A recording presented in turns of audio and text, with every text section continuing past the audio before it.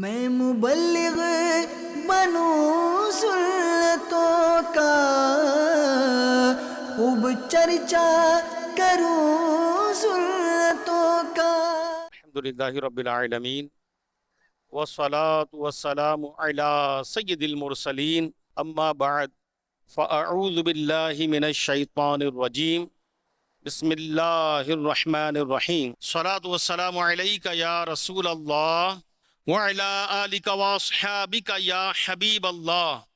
الصلاة والسلام علیک یا نبی اللہ وعلی آلک واصحابک یا نور اللہ۔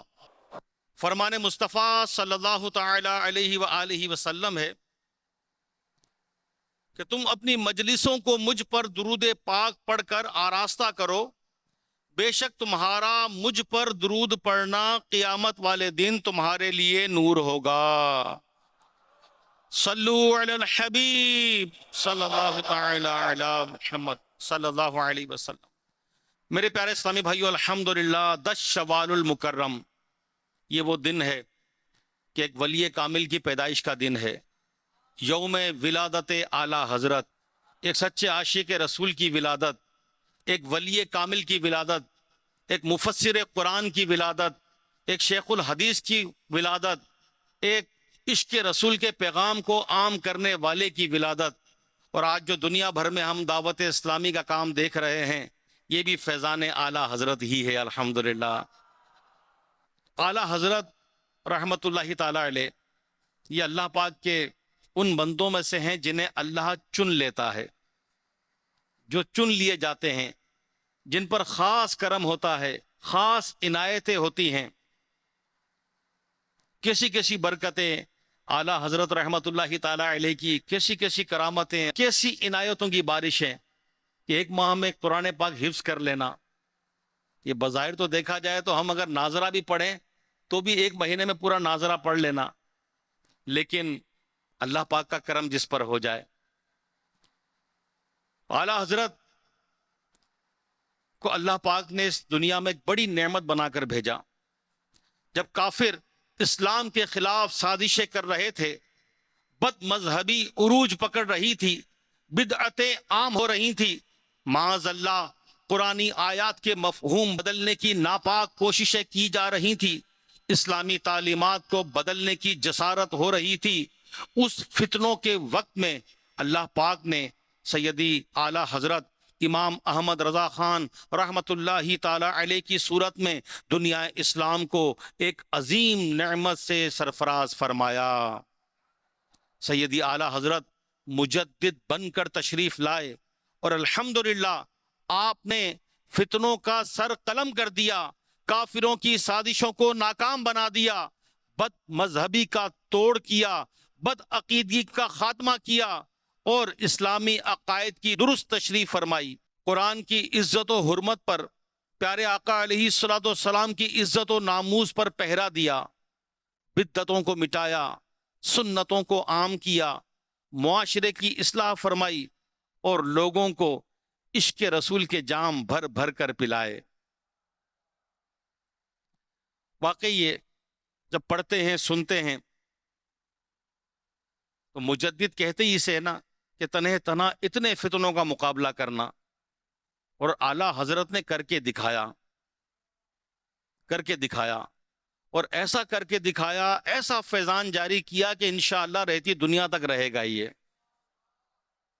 آج تو ہم پاکستان میں ہیں تو یہاں تو ہم سلام پڑھتے ہی ہیں، مصطفیٰ جان رحمت پہ لاکھوں سلام۔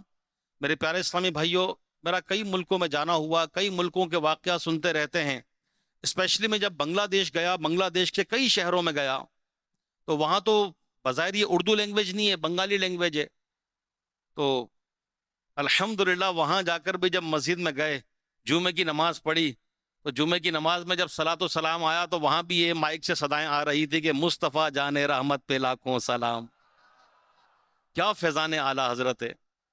یورپ میں دیکھیں تو مصطفیٰ جان رحمت پہ لاکھوں سلام، یو ایس امریکہ چلے جائیں تو مصطفیٰ جان رحمت پہ لاکھوں سلام، یو کے برطانیہ چلے جائیں تو مصطفیٰ جان رحمت پہ لاکھوں سلام، ملیشیا چلے جائیں، جاپان چلے جائیں، چائنا چلے جائیں، جہاں جہاں عاشقان رسول بس رہے ہیں، سیدی اعلیٰ حضرت کا فیضان عام ہے.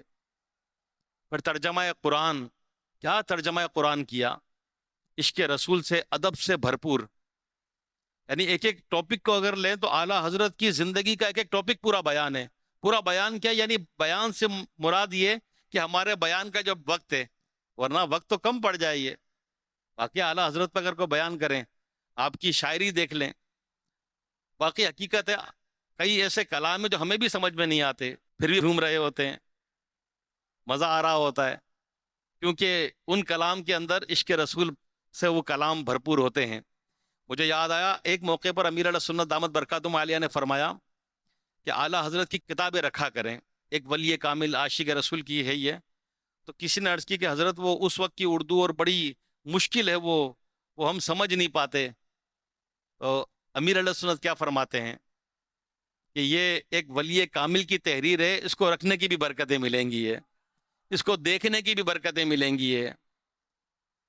اور پھر امیر علیہ سنت کے ذریعے جو قادری اتاری سلسلے میں داخل ہیں، الحمدللہ وہ قادری اتاری کے ساتھ ساتھ رضوی بھی تو ہیں الحمدللہ. تو یوں پیر و مرشد کا بھی تو فیضان ملے گا. اعلیٰ حضرت تو ہمارے دادا پیر ہیں نا. تو پھر کسی نے کہا، کسی مرید کامل نے، ایک پیر سے محبت رکھنے والے نے، کہ امیر علیہ سنت جب اپنے مرشد سے ایسا ادب رکھتے ہیں کہ ان کی کتاب سمجھ میں نہ بھی آئے تو رکھیں، اس کی برکت ملے گی. تو امیر علیہ سنت نے تو اس دور میں ہمیں کتابیں بہت آسان کر کے دے دی ہے. چھوٹے چھوٹے سے رسالے بنا دیے ہیں، 15-16 صفحات 20 صفحات پڑھیں، کتابیں لکھ بھی رہے ہیں، دے بھی رہے ہیں، ساتھ ساتھ دعائیں بھی دے رہے ہیں. یہ تو میرے پیارے اسلامی بھائیوں، اعلیٰ حضرت رحمت اللہ تعالی علیہ کہ بس آپ کی جب سیرت پاک کو دیکھتے ہیں، جس پہلو کو دیکھتے ہیں، بس کمال ہی کمال نظر آتا ہے. ایک طرف آپ بہت بڑے مفسر، زبردست محدث، بے مثال عالم، با کمال مفتی، یہ تو علمی فیلڈ ہو گئی. عبادت دیکھیں تو عابد ہیں، زاہد ہیں، اور پھر طریقت دیکھیں تو اعلیٰ حضرت رحمت اللہ تعالی علیہ ایک ولی کامل بھی ہیں اور پیر کامل بھی ہیں. طریقت بھی لے کر چل رہے ہیں، علم دین بھی عام کر رہے ہیں، نعتیں بھی لکھ رہے ہیں، کیا کہنے. اور پھر آپ کا کردار کیا کہنے. تو آج کچھ انشاءاللہ اعلیٰ حضرت بطور ایک ولی کامل اور ایک پیر کامل کچھ اس سے متعلق ہم سنیں گے. اور اعلیٰ حضرت کے مریدین دنیا بھر میں کروڑا کروڑ ہیں. اور جیسے میں نے عرض کیا کہ جتنے لوگ امیر علیہ سنت کے دامن سے وابستہ ہیں تو وہ رضوی ہیں، تو وہ بھی اعلیٰ حضرت ہی کے سلسلے میں آ گئے. تو انشاءاللہ ہمیں بھی اعلیٰ حضرت کی برکتیں ملے گی انشاءاللہ. میرے پیارے اسلامی بھائیوں، اعلیٰ حضرت کا جو دور تھا، ہم نے سنا بڑے فتنے تھے. اعلیٰ حضرت نے اس کا مقابلہ کیا، اور کیا واقعی. آج ہم دیکھیں تو آج بھی فتنے ہیں. اس وقت تحریری صورت میں یا تقریری صورت میں یا مختلف انداز ہوں گے اس وقت کے، آج بھی فتنے ہیں، بہت فتنے ہیں. ڈیجیٹل میڈیا کا دور ہے، سوشل میڈیا کا دور ہے. اس وقت تو کوئی پیغام دینے آتا یا کوئی جاتا تو پیغام ملتا، لیکن آج تو یہ سوشل میڈیا کے ذریعے خود پیغام چل کر ہمارے موبائل میں آ جاتا ہے. اور کیسے کیسے فتنے سر اٹھا رہے ہیں. تو یوں تو اس کی ایک لمبی ڈیٹیل ہے، لیکن طریقت کے حوالے سے بھی ایسے ایسے ڈاکے ڈل رہے ہیں کہ لوگوں کے ایمان تک داؤ پہ لگ جاتے ہیں، عقائد تک داؤ پہ لگ جاتے ہیں. آئیے ایک ایسا ہی واقعہ اعلیٰ حضرت کے ایک مرید کا سنتے ہیں کہ کسی کے بہکاوے میں آ کر اس نے اپنی طریقت کا کیا حال کیا. اور پھر اعلیٰ حضرت رحمت اللہ تعالی علیہ جو ایک ولی کامل ہیں، اعلیٰ حضرت کو اس کی خبر ہوئی، اور پھر آپ نے کس طرح اپنے مرید کی رہنمائی فرمائی. توجہ سے سنیے گا، بڑا زبردست ایک نصیحت والا واقعہ ہے. سید ایوب علی صاحب رحمت اللہ تعالی علیہ یہ اعلیٰ حضرت کے شاگرد بھی ہیں اور اعلیٰ حضرت کی خدمت میں حاضر بھی رہا کرتے تھے. سیرت اعلیٰ حضرت پر سب سے پہلے کام کرنے کی سعادت بھی سید ایوب علی صاحب رحمت اللہ تعالی علیہ کو نصیب ہوئی. انہی کا بیان ہے. ایک دن میں اور میرے بھائی سید قناعت علی اعلی حضرت رحمت اللہ تعالی علیہ کے در دولت پر حاضر تھے اور کسی علمی کام میں مصروف تھے کہ صبح 9 یا 10 بجے کا وقت تھا. ایک نوجوان آیا اور سلام کر کے ایک طرف خاموش بیٹھ گیا. ہم نے پوچھا کہاں سے آئے ہو؟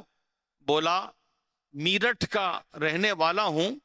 ہم نے پوچھا کیسے زحمت فرمائی، کس کام سے آنا ہوا؟ اس سوال پر وہ نوجوان بے اختیار رونے لگا. ہم نے بار بار پوچھا، اس نے جواب نہ دیا.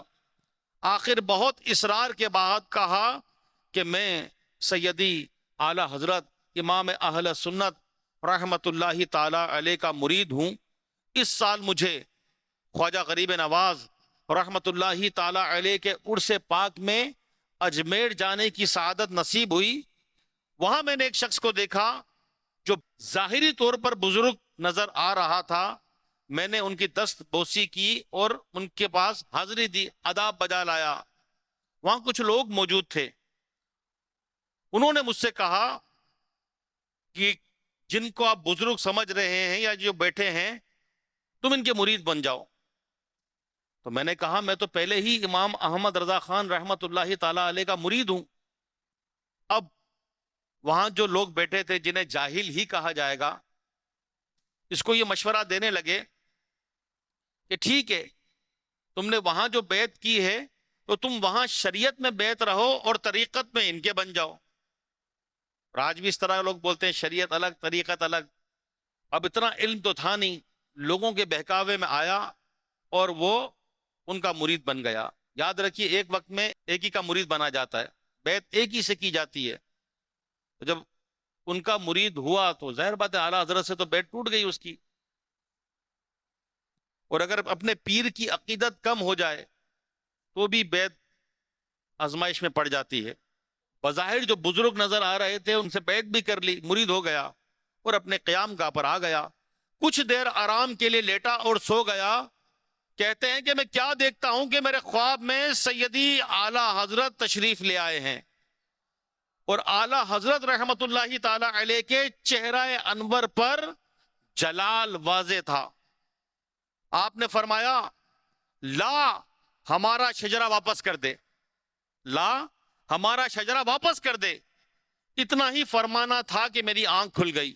بس اسی دن سے میری طبیعت کسی کام میں نہیں لگتی، کچھ کام مجھ سے نہیں ہوتا، میں کچھ کام بھی نہیں کر پا رہا. عجیب بے چینی ہے، بس یہی خیال رہتا ہے کہ میں نے یہ کیا کر دیا اور دھاڑے مار مار کر روتا ہوں، کچھ سمجھ نہیں آتا.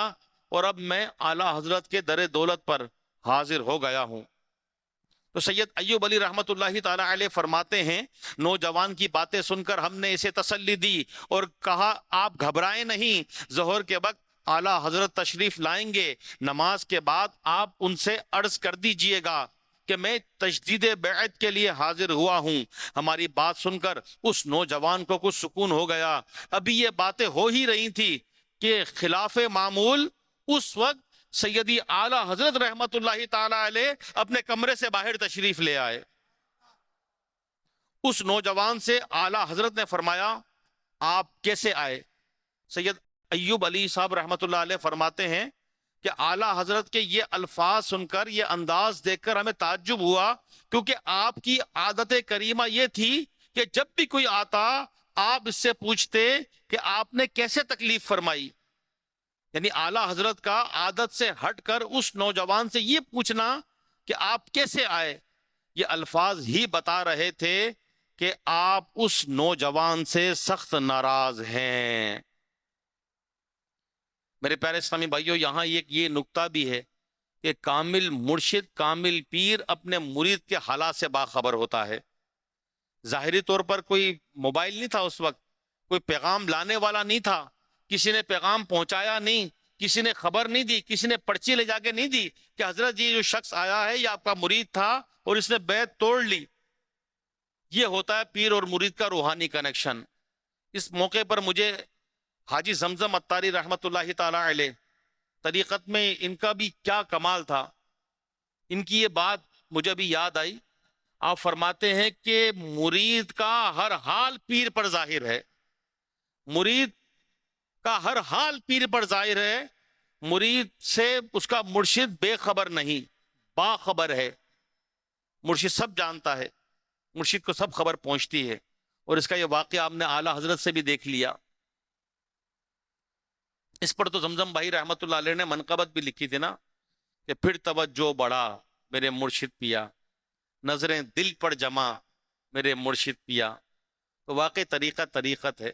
یہ روحانی رشتہ بڑا مضبوط ہے، بڑا مضبوط ہے. اور جس کا مضبوط ہوتا چلا جائے وہ منازل طے کرتا چلا جاتا ہے. اور جو ادھر ادھر گیا وہ گیا. تو یہ واقعہ بھی ہمیں بتا رہا ہے کہ یک در گیر اور محکم گیر، ایک در پکڑ مضبوطی سے پکڑ، ایک دروازہ پکڑ مضبوطی سے پکڑ.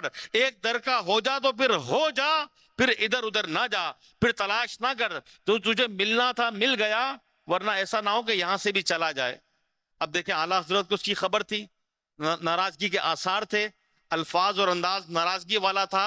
سید ایوب علی صاحب رحمت اللہ علیہ نے بھی حیرت کا اظہار فرمایا کہ اعلیٰ حضرت کا انداز ناراضگی والا ہے. خیر، اس نوجوان پر غم کا غلبہ تھا.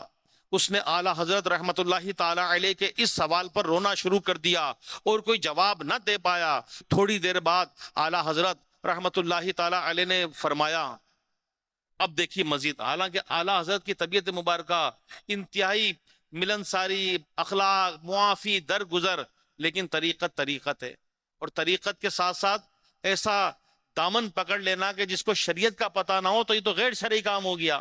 ایسے شخص کو پیر بنا لینا کہ جو پیر بنانے کا اہل نہیں، یہ تو دین میں فتنہ پیدا کرتا ہے، فساد پیدا کرتا ہے. انسان کے اعمال تو کیا، سب سے پہلے تو عقائد ہیں. عقیدہ برباد ہو گیا تو پھر عمل کس کام کے. تو اعلیٰ حضرت کیا فرماتے ہیں؟ رونے سے کوئی نتیجہ نہیں، مطلب کہیے. یہ فرمان سن کر اس نوجوان نے سارا واقعہ بیان کیا. اعلیٰ حضرت رحمت اللہ تعالی علیہ نے اس کی تمام رودات سن کر فرمایا، میرے پاس کس لیے آئے ہیں؟ وہ نوجوان پھر رونے لگا. غم کے غلبے کی وجہ سے اسے اتنی ہمت ہی نہ ہوئی کہ وہ عرض کر سکے کہ حضور میں تجدید بیعت کے لیے حاضر ہوا ہوں. خیر، اعلیٰ حضرت نے فرمایا آپ قیام کریں، مجھے کچھ کام کرنا ہے. یہ فرما کر اعلیٰ حضرت واپس تشریف لے گئے. سید ایوب علی رحمت اللہ تعالی علیہ فرماتے ہیں ہم نے پھر اس نوجوان کو تسلی دی اور کہا آپ ڈرے نہیں. اعلیٰ حضرت رحمت اللہ تعالی علیہ نماز ظہر کے لیے پھر تشریف لائیں گے، اس وقت تجدید بیعت کے لیے عرض کر دینا. مختصر یہ کہ ظہر کے وقت جب سیدی اعلیٰ حضرت رحمت اللہ تعالی علیہ تشریف لائے تو نماز کے بعد اس نوجوان نے ہمت کر کے تجدید بیعت کے لیے عرض کر ہی دیا. تو اعلیٰ حضرت اب کیا فرماتے ہیں جب آپ وہاں بیعت ہو ہی چکے ہیں تو مجھ سے کیوں کہہ رہے ہیں؟ نوجوان نے عرض کیا حضور مجھ سے قصور ہوا، لوگوں کے بہکاوے میں آ گیا، اپنے قصور کی معافی چاہتا ہوں. تو اعلیٰ حضرت رحمت اللہ تعالی علیہ نے فرمایا خوب غور کر لو، سوچ لو، سمجھ لو. مجھے مرید کرنے کا شوق نہیں مگر یہ کہ لوگ صراط مستقیم پر قائم رہیں. یعنی میں صرف اس لیے لوگوں کو مرید کرتا ہوں کہ لوگ سیدھے راستے پر رہیں. اس کے علاوہ مرید کرنے میں مجھے کوئی لالچ نہیں. مزید فرمایا یہ ٹھیک نہیں. اب سنیے اعلیٰ حضرت کے الفاظ. فرماتے ہیں یہ ٹھیک نہیں کہ آج اس دروازے پر کھڑے ہیں کل اس دروازے پر. یک در گیر محکم گیر، یعنی ایک دروازہ پکڑو اور مضبوطی سے پکڑو. اس پر نوجوان نے ہاتھ جوڑ کر عرض کیا حضور ایسا ہی ہوگا، خدا کے لیے اب میرا قصور معاف فرما دیجئے. اس پر اعلیٰ حضرت رحمت اللہ تعالی علیہ نے اس نوجوان کو دوبارہ بیعت فرمایا اور پھر وہ نوجوان خوشی خوشی اپنے گھر واپس لوٹ گیا. میرے پیارے اسلامی بھائیوں، اعلیٰ حضرت کی علمی خدمات، دیگر مصروفیات، اس کے باوجود آپ ایک پیر کامل، ولی کامل اپنے مریدین پر کیسی نگاہ رکھتے تھے. وہ شخص کہ جس پہ کے ہاتھ پر اس نوجوان نے بیعت کی، شاید لگتا ایسا ہی ہے کہ وہ کوئی کامل آدمی نہیں تھا. تبھی تو اس کے آس پاس کے لوگوں نے کہا کہ تم شریعت میں وہاں بیعت کر لو اور طریقت میں یہاں کر لو. یاد رکھیے یہ بہت بڑی گمراہی ہے. اب بھی بعض لوگ شریعت اور طریقت کو الگ الگ سمجھتے ہیں، حالانکہ شریعت اور طریقت دو جدا چیزیں نہیں، طریقت شریعت ہی کا حصہ ہے۔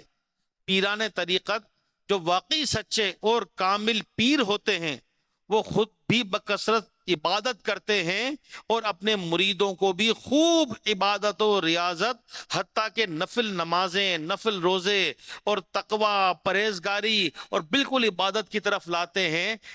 یہی تو ایک پیر کامل کا ہے۔ پیر صرف دنیا کی تکالیف دور کرنے کے لیے نہیں ہوتا، پیر تو ہوتا ہی آخرت کے لیے ہے۔ موت اور موت کے بعد کے مراحل، زندگی کی لمیٹیشن ہے کتنی، زندگی کا جو وقفہ ہے پیدائش سے قبر تک، ایک دن کا بچہ بھی مر جاتا ہے، 10 سال والا بھی چلا جاتا ہے، 20 30 40 والا بھی، 50 60 70، یعنی لمیٹیشن ہے نا، یہ ہمیں نہیں معلوم لیکن لمیٹیشن ہے نا، 70 80 90 100 کتنا، تو یہ تو ایک پیریڈ ہے پیدائش سے موت تک، 70 80 90 کتنا جی لے گا بندہ، جیسے جیسے عمر بڑھے گی آزمائشیں بڑھتی ہیں، تو یہ تو ایک ڈیوریشن ہے۔ پھر موت کا مرحلہ، روح نکلنے کا مرحلہ، قبر کا مرحلہ، قبر کے سوال و جواب کا معاملہ، پھر محشر کا میدان، محشر کی سختیاں، پل صراط، یعنی کتنے مراحل ہیں۔ اللہ عافیت میں رکھے، اللہ عافیت میں رکھے کہ یہ مختصر سی زندگی، اس کا تو ڈیوریشن تقریباً، اب ہم آدھا تو جب کہیں گے جب ہمیں کنفرم ہو، ہمیں تو لمحے کا پتہ نہیں، پل کا پتہ نہیں، اور آج کل تو اچانک اموات، حادثات، ہارٹ اٹیک، ایسا لگتا ہے کہ صبح بندہ گیا تھا شام کو اس کو کفن میں دیکھ رہے ہیں، کل رات کو بات کی تھی آج نماز جنازہ پڑھ رہے ہیں، پرسوں بات کی تھی آج اس کے سوئم میں شریک ہیں۔ یہ دنیا ہے، بندہ اس کے لیے کتنی پلاننگ کرتا ہے، کتنا غور کرتا ہے، کتنا لڑتا ہے، جھگڑتا ہے، مال جمع کرتا ہے، لوگوں کے حق پہ ڈاکہ ڈالتا ہے، رشوت، سود، جس طرح آئے دنیا بن جائے، لیکن کہتے ہیں نا کفن میں کوئی جیب نہیں، خالی ہاتھ بندہ جاتا ہے۔ اتنا بھی ٹائم نہیں ملتا کہ چیک بک پہ سائن کر دے، اتنا بھی ٹائم نہیں ملتا کہ وصیت کر دے، تو یہ اس کے لیے بندہ کیا کیا کرتا ہے۔ تو اگر پیر کامل، ولی کامل کے دامن سے بھی وابستہ ہیں، ٹھیک ہے دنیا کی برکتیں بھی ملتی ہے ضمنی طور پر، لیکن پیر اصل میں ہوتا آخرت کے لیے۔ لمبا سفر ہے، تنہا سفر ہے۔ آج اگر کسی کی موت کی خبر سنتے ہیں تو پیچھے رہ جانے والوں کی ہم فکر کرتے ہیں، بیچارے کے بچے رہ گئے، چھوٹے چھوٹے بچے ہیں، ارے اس کی بیوی اتنی عمر نہیں بیوہ ہو گئی، ارے بوڑھے ماں باپ رہ گیا، یہاں پر وہ چلا گیا، بڑھاپے کا سہارا تھا۔ یعنی اب بھی لوگ پیچھے رہ جانے والوں کی فکر کر رہے ہیں کہ ان کا گزارا کیسے ہوگا۔ ارے جو گیا ہے وہ تو تنہا گیا ہے، اس کے ساتھ تو کوئی بھی نہیں، وہ اس قبرستان میں گیا ہے کہ جہاں رات کے اندھیرے میں جاتے ہوئے ڈر لگتا تھا، ارے اس قبر میں گیا ہے کہ یہاں سے پہلے اس کو اس کی پریکٹس نہیں تھی، عادت نہیں تھی، تجربات نہیں تھے۔ دنیا میں تو بندہ ٹریول کرتا ہے، جاتا ہے، چھوٹے بڑے گھر مکان سب دیکھ لیتا ہے جو دیکھنا ہوتا ہے، لیکن قبر کا تو تجربہ ایک رات تو کیا 1 گھنٹے کا بھی نہیں۔ ہاں قبرستان جاتے ہیں، قبر کے کنارے تک تدفین کرتے ہیں، مٹی ڈالتے ہیں، واپس آ جاتے ہیں۔ اس کے اندر کے معاملات یہ برزخ کے معاملات ہیں، پردے کے معاملات ہیں۔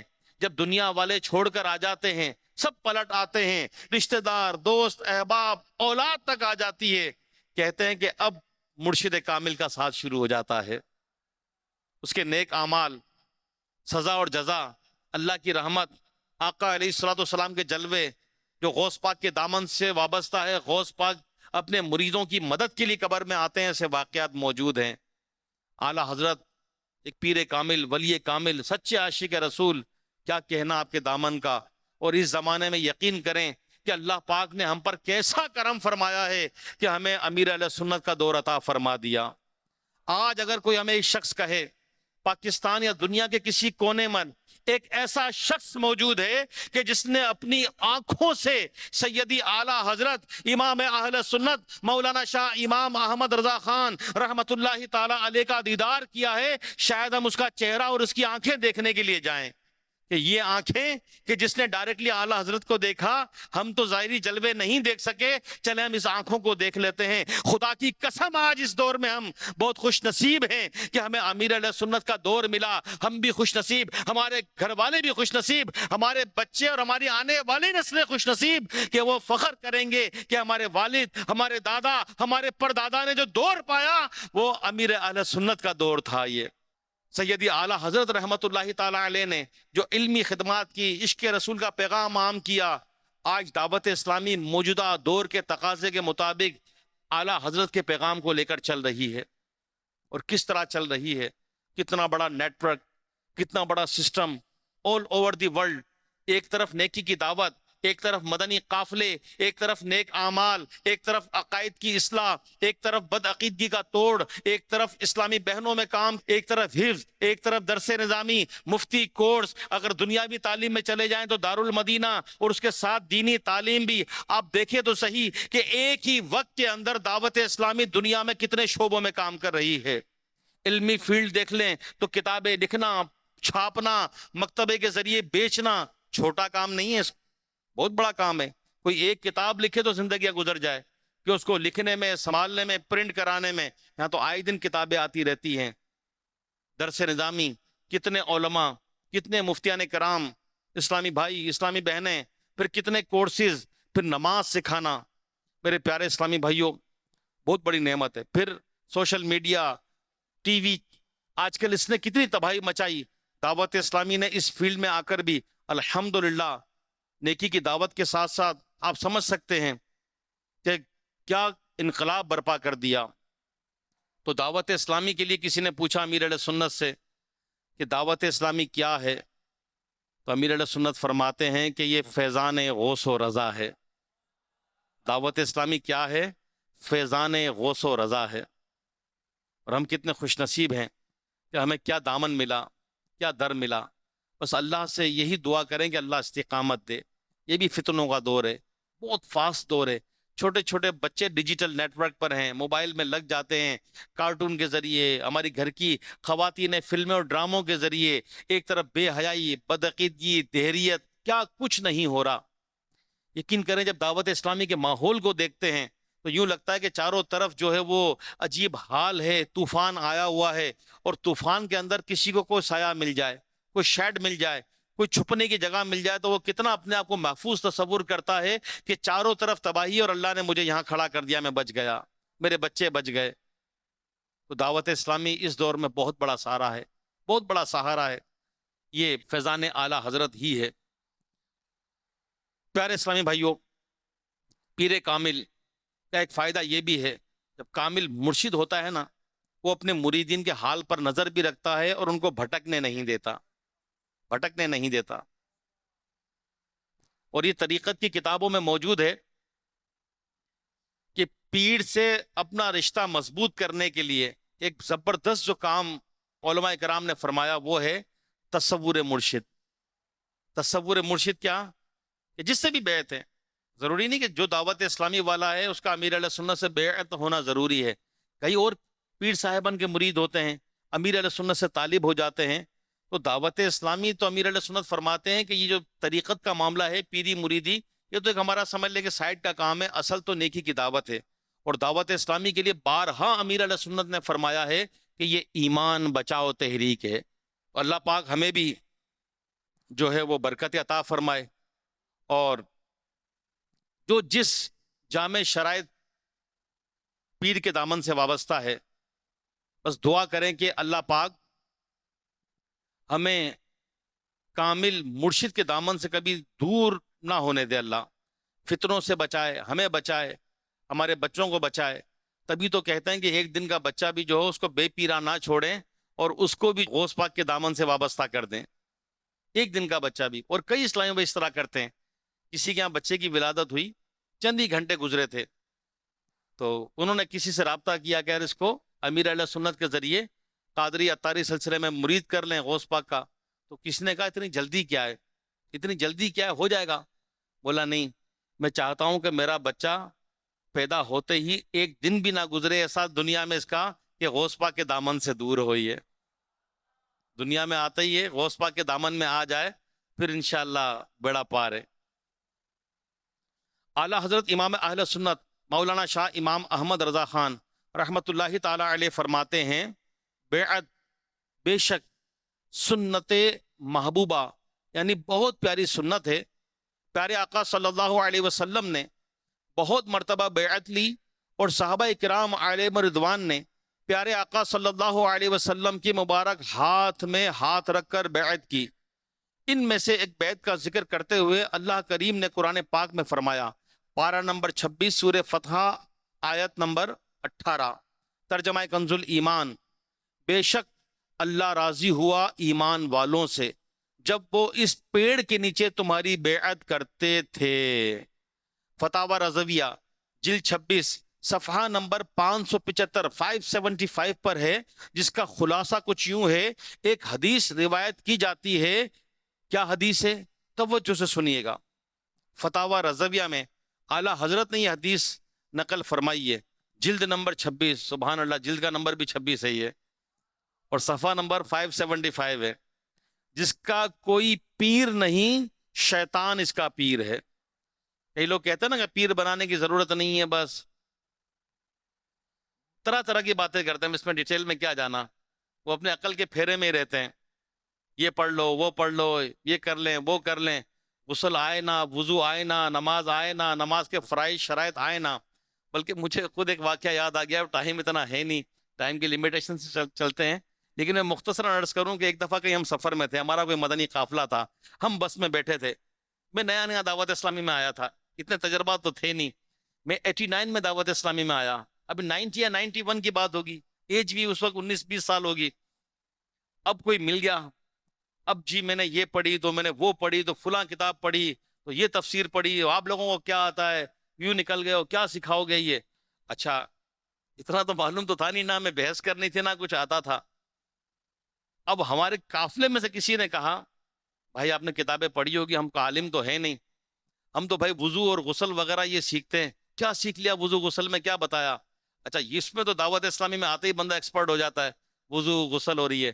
اب بولے بھائی ٹھیک ہے، آپ نے کتابیں پڑھی ہوگی، ذرا غسل کے فرائض بتاؤ۔ مجھ سے بحث کر رہے ہو، غسل کے فرائض پوچھ رہے ہو، میں نے یہ کتاب پڑھی۔ بولا بھائی ہم بحث نہیں کر رہے، غسل کے فرائض ذرا بتائیں، ہم بھی سیکھ لیں گے۔ اب وہ بات نہیں مجھے سب پتا ہے، لیکن آخر تک وہ غسل کے فرائض نہیں بتا پایا۔ تو بولا یہ آپ نے کتابیں پڑھی ہوگی، پہلے پاک ہونا تو سیکھ لیں بھائی۔ تو ہمیں دعوت اسلامی نے غسل کے فرائض سکھائے، وضو کے فرائض سکھائے، نماز کے شرائط سکھائے، نماز کے واجبات سکھائے، فرائض سکھائے۔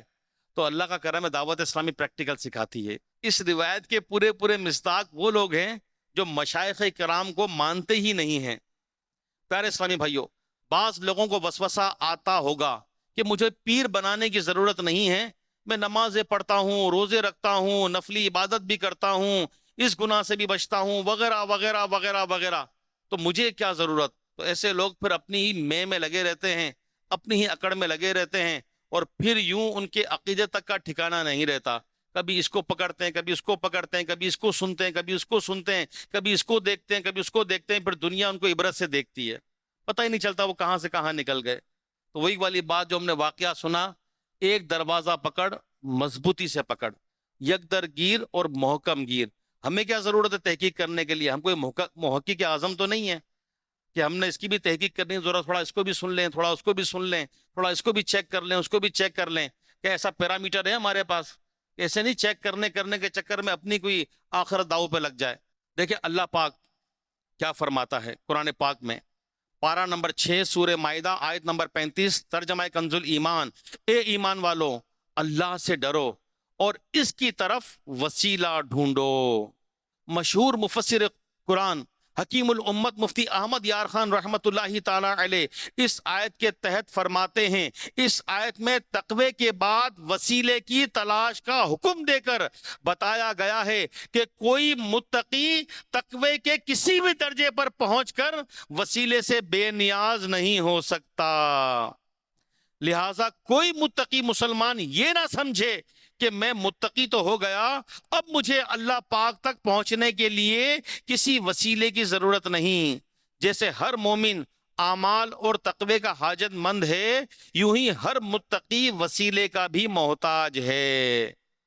اعلیٰ حضرت امام اہل سنت رحمۃ اللہ تعالی علیہ فرماتے ہیں کہ بیعت کے لیے لازم ہے کہ پیر 4 شرطوں کا جامع ہو.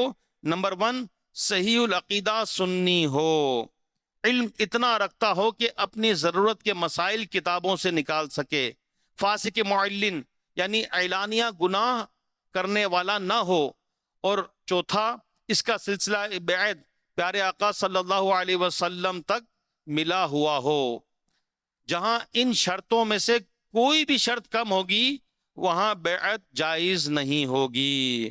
لیکن میرے پیارے اسلامی بھائیوں، دیکھیں ہم دعوت اسلامی والے ہیں، یہ اعلیٰ حضرت نے لکھ دیا ہے، جو مرید بننا چاہے وہ دیکھ لے.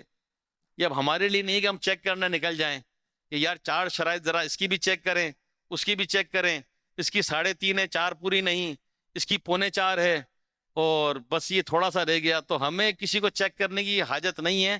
الحمدللہ ہم دامن سے وابستہ ہو گئے، ہم دامن سے وابستہ ہو گئے، ہم برکتیں حاصل کریں. یہ اس کے لیے ہے کہ جس کو پیڑ تلاش کرنا ہے تو وہ یہ چیزیں دیکھ لے. اور دعوت اسلامی تو آنکھوں سے نظر آ رہی ہے. کسی نے کیا خوب کہا کہ پہلے تو برکتیں، کرامتیں اور یہ بہاریں سنائی جاتی تھی، کیونکہ چینل نہیں تھا، سوشل میڈیا نہیں تھا. اب تو الحمدللہ یہ سب چیزیں آنکھوں سے دیکھی جاتی ہیں. یہ تو پھر کیا چاہیے. پھر مجھے اس پر زمزم بھائی رحمۃ اللہ تعالی علیہ یاد آ گئے، کیونکہ طریقت میں تو ان کا کمال ہی کیا تھا. امیر علیہ سنت سے ان کی محبت، پیر و مرشد سے محبت. اچھا، یہ کہیں جاتے، گاڑی میں بیٹھتے، بس میں بیٹھتے، رکشے میں بیٹھتے، تو اس پر انفرادی کوشش کرتے، نیکی کی دعوت بھی دیتے، اور ساتھ ساتھ جو ہے اس کو بیعت کرتے. کس طرح کہ آپ کہیں بیعت ہیں؟ وہ کہتا نہیں. تو ان کی جیب میں پین اور پیڈ تو ہوتا تھا، کفل مدینہ، اور یہ پین نکالتے، پیڈ نکالتے. اگر آپ کہیں، آپ اجازت دیں تو امیر علیہ سنت کے بارے میں بتاتے کہ ولی کامل ہیں اور ماشاءاللہ ان کی اتنی برکتیں ہیں، تو ان کی برکتیں آپ کو بھی ملے گی، گھر والوں کو بھی ملے گی. تو اگر آپ چاہیں تو اپنے گھر والوں کا سب کا نام لکھوا دیں، ان سے اجازت لے لیجئے گا، بچوں کو آپ کی اجازت سے بیعت کروا دیجئے گا، اور انشاءاللہ برکتیں ملے گی.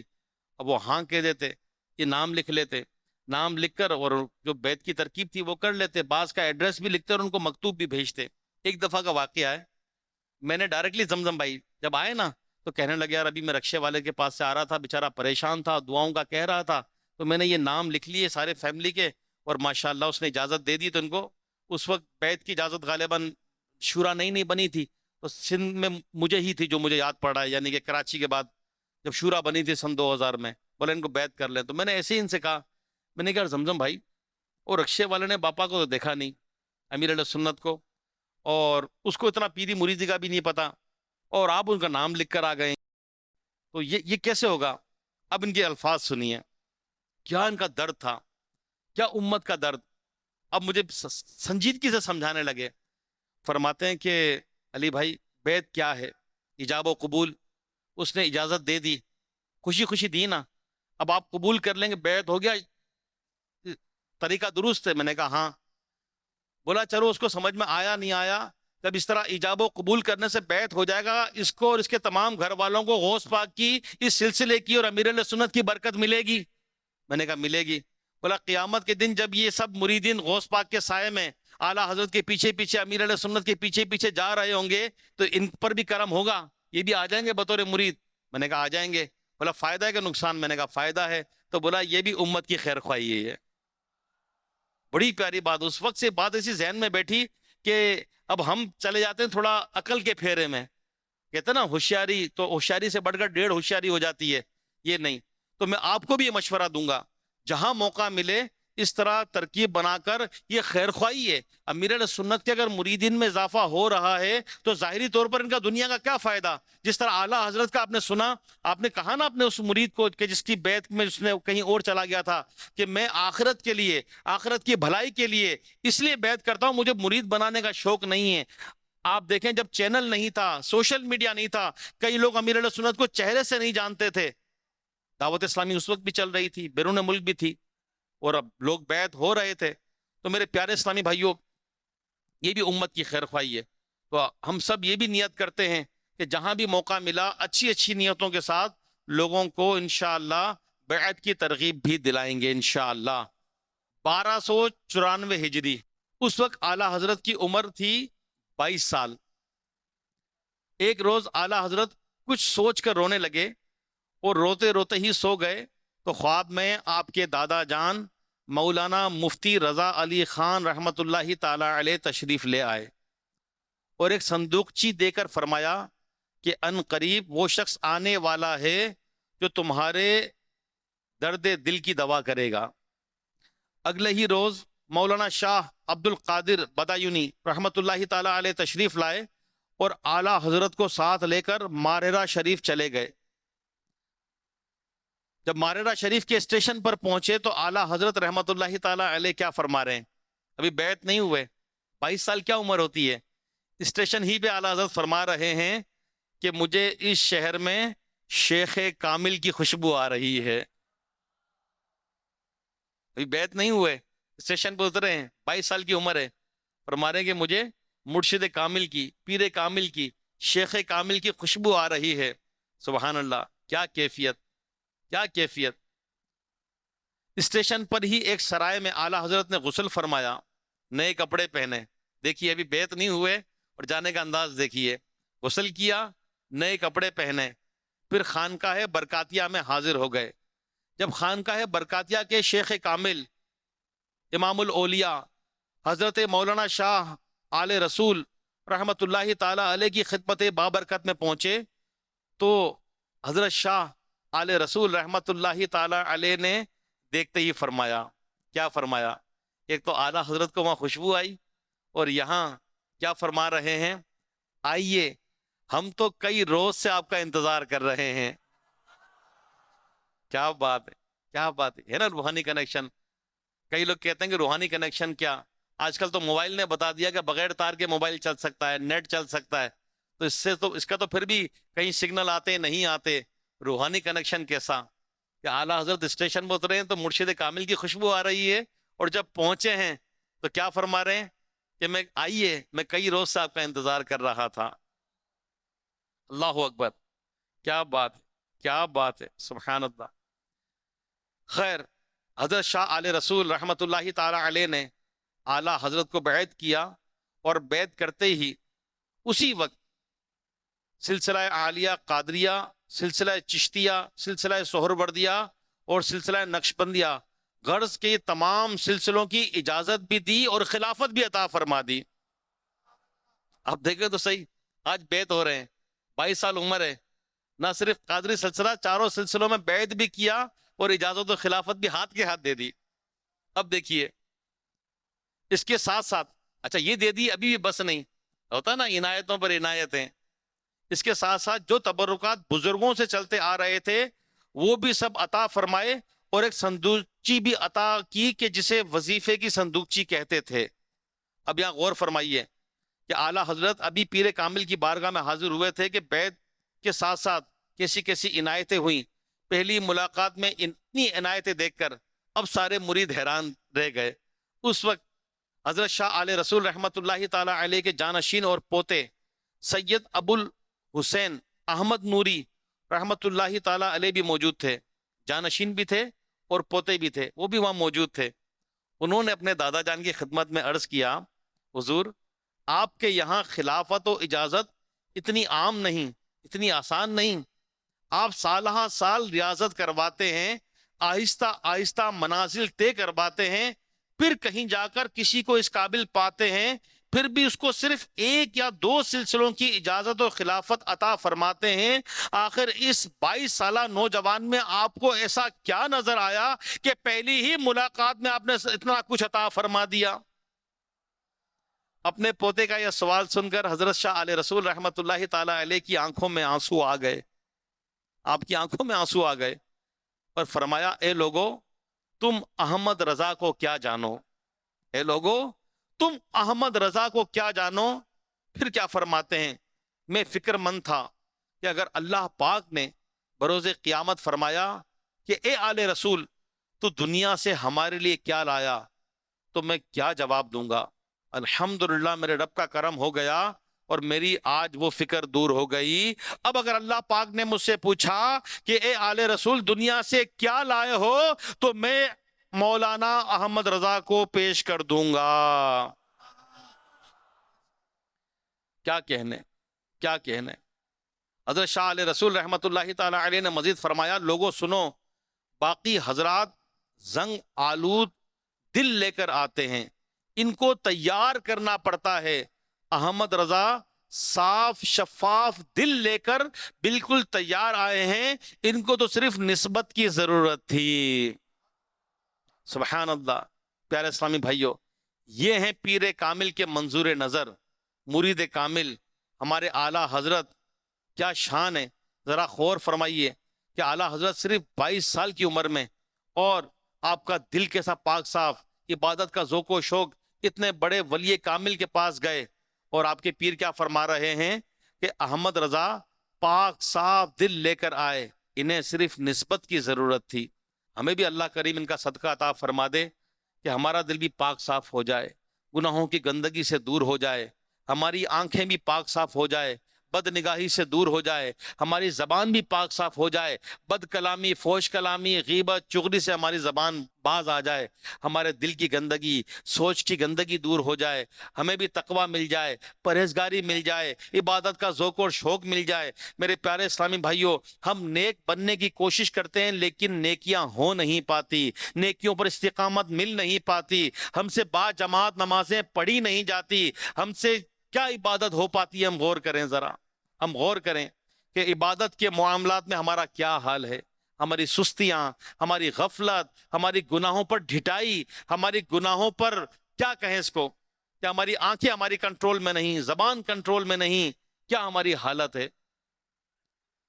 اس دور کے اندر ولی کامل، شیخ کامل، پیر طریقت، رہبر شریعت، قبلہ امیر اہل سنت دامت برکاتہم عالیہ نے شریعت اور طریقت پر عمل کرنے کا ایک نسخہ عطا فرمایا ہے، جس کو پہلے مدنی انعامات کہتے تھے اور اب کہتے ہیں اس کو نیک اعمال۔ یہ اسلامی بھائیوں کے لیے 72، 72 اسلامی بہنوں کے لیے 63۔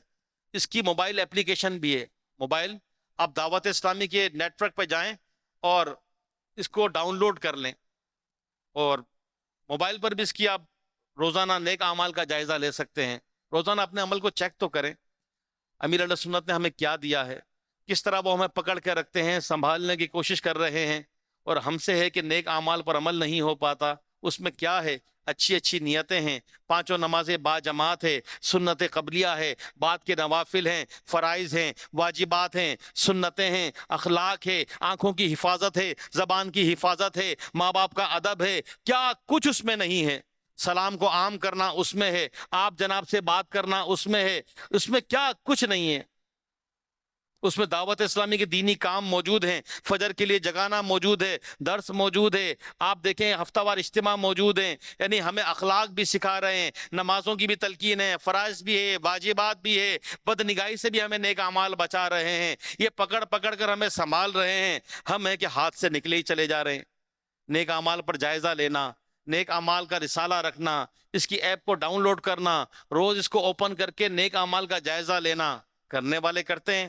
اللہ کی بارگاہ میں دعا کریں کہ اے مولا ہمیں نیک بنا دے، ہمیں متقی بنا دے، ہمیں پرہیزگار بنا دے، سچا پکا عاشق رسول بنا دے، ہمیں نیک اعمال کا عامل بنا دے، ہمیں مدنی قافلوں کا مسافر بنا دے۔ اے مولا ہمارے قدموں کو جما دے، ہمارے دل کو لگا دے۔ اے اللہ ہم سے دین کا کام لے لے، ہماری سستیاں دور ہو جائیں، ہماری غفلت دور ہو جائے، نیکی کی دعوت کا جذبہ مل جائے۔ مولا ہماری زندگی گزرتی چلی جا رہی ہے، ہر آنے والا دن ہمیں موت کے قریب کر رہا ہے، ہمیں قبر کے قریب کر رہا ہے، ہماری زندگی ختم ہو رہی ہے۔ مولا نیکیاں نہیں ہوتی، اللہ عبادت نہیں ہوتی، نیکیوں میں دل نہیں لگتا، نفس و شیطان نے برباد کر دیا۔ اللہ یہ موبائل، یہ اس میں سوشل نیٹ ورک، یہ گندے گندے کلپ، یہ بے حیائیاں مولا ہمیں برباد کر دیا۔ ہماری روحانیت کیسے ملے گی؟